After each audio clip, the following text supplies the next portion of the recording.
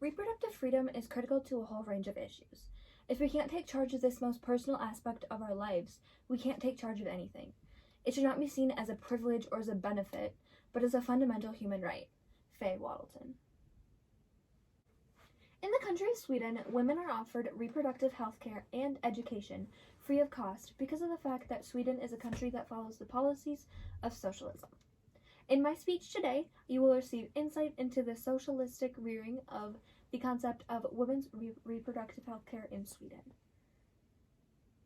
To begin, let me make the distinction between capitalists, such as what we have in the United States, and a socialistic healthcare system, such as what is held in Sweden, in regards to women's reproductive health.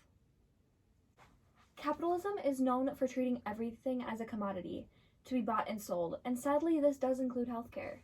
In capitalist societies such as our own, women's healthcare, specifically women's reproductive healthcare, is regulated by competing businesses. This means that these businesses are not driven by the needs of women, but by the marketization needs. In complete and utter contrast, socialistic-leaning societies have healthcare that is essentially free because it is seen as a fundamental human right. Moving into the specifics of a socialistic-leaning healthcare system in Sweden, women are provided the essential services of reproductive and sexual health care. Contraceptive counseling is offered free for both men and women, specifically women. If you have not heard of contraceptive counseling, it is a strategy of communication which is used to empower and inform women about birth control methods, which can be then used to consistently to reduce the risk of pregnancy, specifically unintended pregnancy. It is important because it increases the value, knowledge, and quality of reproductive health care in Sweden. Following free contraceptive care, emergency contraception, such as the morning after pill or what we call Plan B, is sold over the counter in many pharmacies. In Sweden, the price of emergency contraception is around 17 euros, which equates to about $19.85 in the United States, just to give you a quick idea. The low price of emergency contraception makes it available to a wider range of individuals.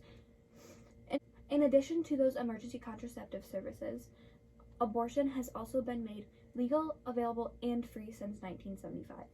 The socialistic healthcare system in Sweden does not view women's reproductive healthcare as a privilege or a benefit of existence, but as a fundamental human right.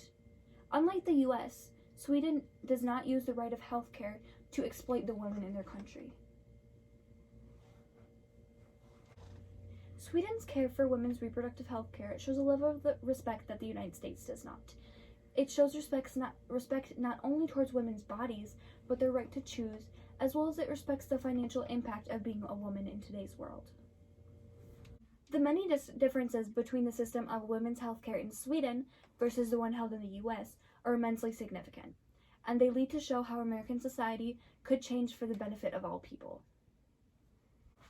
Not only does Sweden's socialistic leaning of healthcare lead to positively impact women, but it also helps the men that are involved in the situation that land women in the position of bearing a child.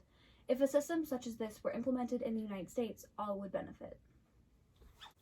As I conclude, I would like to leave you with this question. After becoming aware of the valuable healthcare offered to women in Sweden, do you believe that a socialistic leaning healthcare system would benefit individuals in the US?